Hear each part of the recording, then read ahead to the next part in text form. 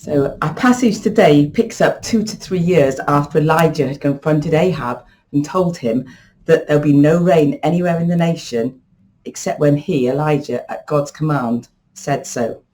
And Elijah had then fled from his life. And Toby last week talked about what had happened to Elijah in that time. And remember, it was Ahab's behaviour that led to the drought.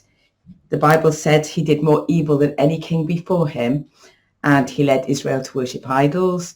He married a wife for political benefit, knowing that many Israelite children would end up being sacrificed because of this, something God had banned. And we're looking now at the story of Obadiah and trusting God when the odds are against us. So what had happened in Israel while Elijah was hiding? No rain at all. So they had a drought unlike anything we've ever seen. We're not looking at hosepipe and paddling pool ban. We're not even looking at standpipes in the street ban. This was prolonged drought, enough to cause a severe famine. And how had Ahab responded to this? He blamed others for the results of his own bad behaviour.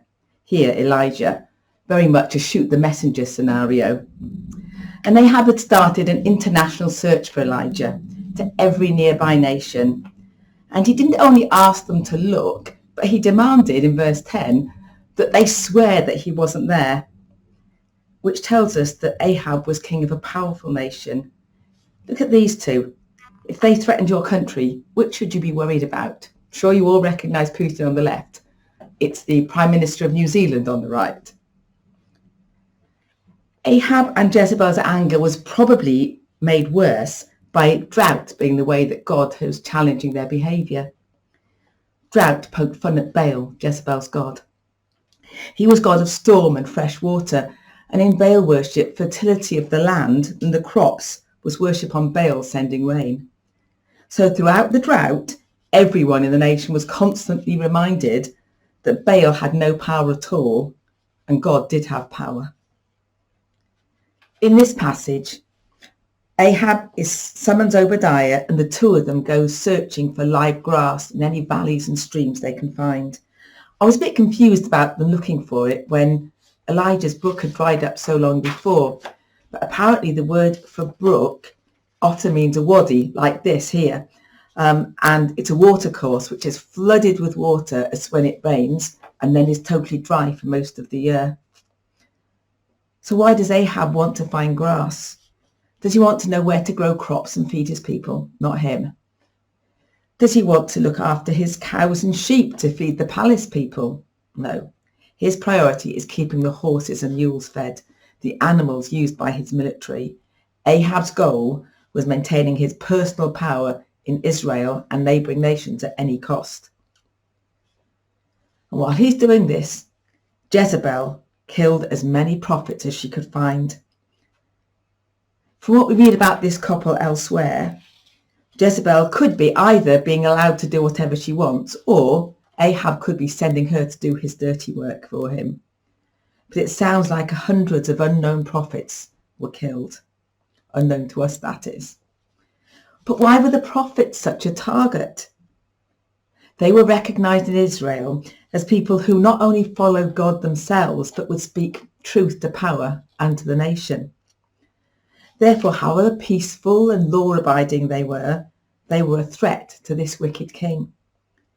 They were possibly the only group highlighting Ahab and Jezebel's wrongdoing, making them a nuisance at best and possibly a threat. So what about Obadiah, the key person in this message? Obadiah means the Lord's servant. We don't know whether it's his real name or whether that's a nickname he was given because of his character. His role in charge of the palace gave him power, influence and knowledge about what was happening, but probably made him unsafe. Dictators like these two throughout history have killed close allies, generals and anyone else in power just in case they became a threat. But Obadiah was a man for whom living out his faith in God meant he was constantly going against the flow of his culture and the ways of the powerful people running it, despite living and working in the palace. Obadiah was in more danger than most influential people in dictatorships. he was a double agent. People who are heroes for the side they're really working for, but traitors to the other side. So how did this law-abiding man become a double agent? While Jezebel was hunting and killing prophets, Obadiah hid, fed and watered 100 of them in caves. And even being relatively well off, he was probably unable to feed so many over a long period from his own pocket. There's no evidence for this, but in my mind, he's taking any food left over from anywhere in the palace to feed the prophets, which would be theft or treason to Ahab, even if it was leftover food. And unless there was water running through the caves, imagine the effort and stress of getting enough water for 100 people into those caves every day without being noticed. Obadiah risked his own life to save these prophets, and not just once. This was ongoing, like the brave people who hid Jews from the Nazis during World War II. And then on this particular day, Ahab says, go and search. Only 2 of them, though. So Ahab had very few people he believed he could trust. Maybe he was just very suspicious. Maybe he just killed off all his senior advisors. Either way, Obadiah didn't argue. When Ahab ordered, he was obeyed. So while they were looking for grass, Obadiah saw Elijah and bowed to the ground. Something was usually reserved for kings and really important leaders. So he had an enormous respect for Elijah. Then it's Elijah's turn to give the instruction. Go, tell Ahab, Elijah is here. Now, we know that Obadiah was used to taking risks, but despite his double agent life, he thought this was a risk too far. Elijah had disappeared without trace before and could disappear again, and if that happened, he, Obadiah, would be killed. And Obadiah did what many of us do in difficult situations, came up with reasons why he shouldn't. I've always worshipped God and not Ahab's idols. Why put me in the firing line? Or, I've already risked my life saving 100 prophets. His underlying emotions could probably be summed up as, don't I deserve better than this? Or, it's not fair. And Elijah assures Obadiah he would still be there. And as we find out in the next sermon, Obadiah obeys. So how can we apply this in our lives? Looking at the type of leader Ahab was, it's easier to see how it can be applied to Christians living in dictatorships than to ourselves. But there are applications. In life generally, Obadiah was a man following God in a culture which was going against all God's principles, producing a dramatic clash of values. While our culture doesn't advocate child sacrifices to appease idols, the majority in our culture will follow almost anything or anyone except God. Around us we can see people worshipping God's gifts like families and food. We can also see people worshipping self, celebrities, cars, sex, power, money. And how do we respond? Do we respond like the majority in Israel who went with the flow and abandoned God and his values? Or like Obadiah, who gets on with his life right in the middle of the culture, but keeps to God's values, even when these go against the flow, making life difficult? And how do we react when God asks us to do something we see as difficult or risky? Yeah, we always need to make sure that God is really asking us, but then how do we react? For some of us, we may have always refused God and taken the easy way.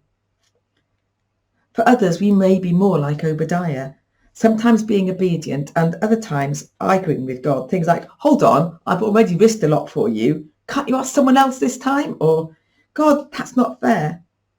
I have to admit, I can recognise both those responses in my life. And for us, the key question is, once we finish grumbling, will we follow God and do what he's asking of us or not? And remember, Ahab was Obadiah's boss. So can this apply in our working lives? Some of us may be fortunate enough to have good bosses. In that case, going against the flow might be as simple as making sure you don't take advantage of them. Others of us may have bosses that exhibit one or more of Ahab's bad boss behaviours. and we can learn several lessons from Obadiah. The blaming others bosses. Something goes wrong, it's always someone else's fault. Ahab blamed Elijah, and Obadiah thought he might be next in line. So how did he respond? He obeyed God, but he made sure Elijah would be there, building protection into his obedience. And there may be times when we need to make similar wise decisions to cover our backs while acting with integrity. And this is often easier said than done. Now the bullying bosses. It's easy to be undermined by bullying bosses. They can damage our physical and mental health and our identity. I can still remember a long time ago being so badly bullied at work that I cried every workday morning for months. Obadiah was not undermined by Ahab because his identity came from his relationship with God, not what his boss thought of him. What's the source of our identity, at work or elsewhere? I remember my battle with this while being bullied, struggling to remember that I was a valued child of God, not what the bully was trying to put on me. For me, after several months praying, I confronted the bully on my own, something I would not usually recommend. And to my astonishment, the bullying stopped overnight. Obadiah didn't have that option. And maybe some listening who know that whatever the law or company policy says, they can't stop their boss's bullying. However, accepting the boss's valuation of you is optional for all of us. We can reject this and focus our identity on God's valuation of us, just as Obadiah did. And there are bosses that hurt people in other ways. For some of us, all we can do is encourage those who are being hurt and show them God's love through our attitude towards them. Others of us have roles which enable us to protect others from hurt by an individual or organisation. This was the case for Obadiah, protecting the prophets from his boss. Following this way is costly. For us, it won't mean risking our lives, but it can take time and effort, possibly undermine our reputation in an organisation. It supports others, but puts physical and emotional strain on us. This is not just Obadiah's way. It reflects the way that Jesus lives and died, and we're called to do the same. So in conclusion, while he lived in another time and place, in a culture very different from our own, we can learn from Obadiah.